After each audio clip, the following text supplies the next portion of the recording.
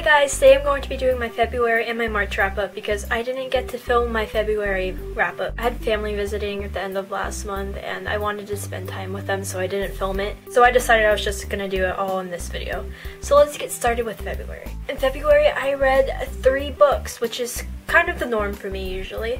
The first book I read was City of Bones by Cassandra Clare, which is the first book in the Mortal Instruments series. I've been wanting to read this book for a long time because everyone's been talking about it and I heard a bunch of mixed reviews and I had mixed feelings about it. If you don't know, the book is about a girl named Clary who is 15 years old. In the book she gets involved with these people who are called shadow hunters, and they basically hunt demons and try to destroy them, and she finds out that she's one of them, and the book revolves around that and her trying to find her mom who has gone missing. I really liked the story. It was really interesting and it's like super fantasy, so if you like fantasy I would definitely read this. The only problem I really had with it was the writing. It wasn't really bad, but it wasn't like super great. It didn't make me want to keep reading, but the story made me want to keep reading, so that was good. This is one of those books that you're going to want to throw across the room when you're near the end because it's just like, wow, okay, things are going on. It's pretty crazy. And then the next book I read was Mockingjay by Susan Collins, and this is the last book in the Hunger Games series. I don't know why it took me so long to read this book. Actually, I do know why. It's because I didn't want to buy it because people said it was bad and I couldn't ever check it out from my library. But I finally read it now, and I don't know if I was disappointed or not. I don't think I was because I liked it a lot more than I thought I was going to. I think I'm going to buy it soon because I liked it that much. I think this is definitely like one of my favorite books in the series. I think I like it more than the first book actually.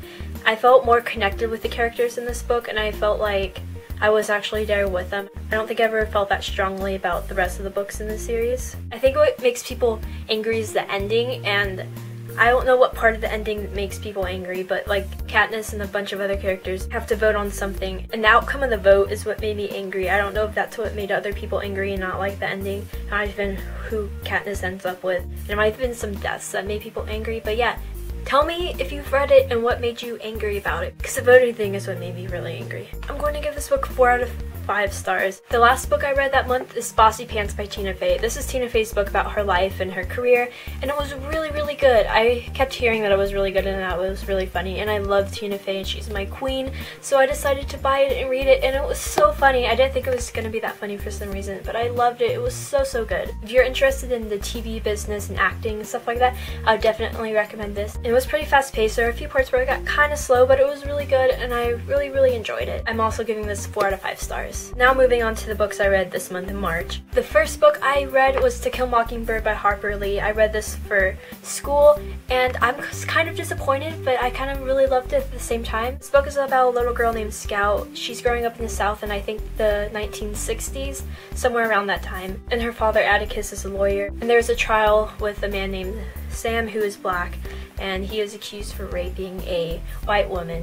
So yeah, you can see why that's kind of a bad thing, especially in the South this long ago. I really like that it was from Scout's point of view because it showed her childlike innocence, but also showed that kids can understand things like that. So I really like that about the book. I also really love the characters. This book has such good characters, guys. Oh my gosh, I loved it a lot. The only thing I didn't really like about it was the writing, I guess. I'm not even sure if it's the writing. It was just didn't keep me hooked that much, and sometimes I was just like, ugh, and it was slow, but then sometimes it was really great, so I don't know. It might not be the writing, it might just be the book in general that I didn't particularly love, but other than that, this book was great and I loved it a lot, and I can definitely tell why it was a classic.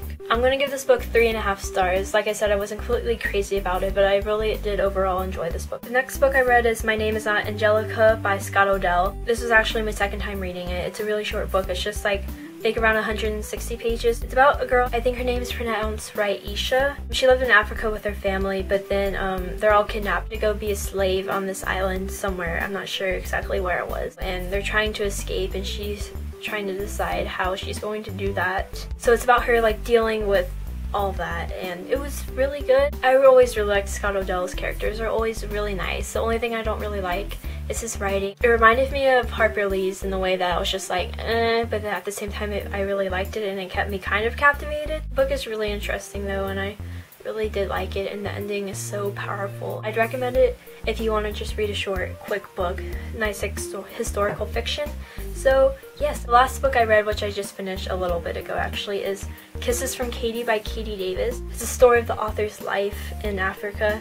She moved there, I think, when she was 18 years old, and she just meant to stay there a year to be a kindergarten teacher, but she ended up staying and she's been adopting all these kids. She just talks about a lot of experiences she's had and things she's dealt with. It was really, really good. I really enjoyed it. Sometimes it got kind of slow and I was like, but other than that, I really liked it. There's also a lot of people in this book that she talks about, and she'll mention them like a few chapters later, and I kind of forgot who they were, how they were connected to her. So those things were the only things I didn't really like about this book, but other than that, it was super good. I would definitely recommend this book if you're interested in that kind of stuff, but the only thing I will say is that it is a religious book, and like she talks about in each chapter how God helps her through everything, and how she's grown stronger in her faith and things like that. So if you're not interested in stuff like that, I would not recommend this book to you. Okay, so I forgot one more book that I read this month. It's called Burton by Burton by Tim Burton, and it's basically Tim Burton's book about his career. He talks about all the movies and commercials and things like that he's made.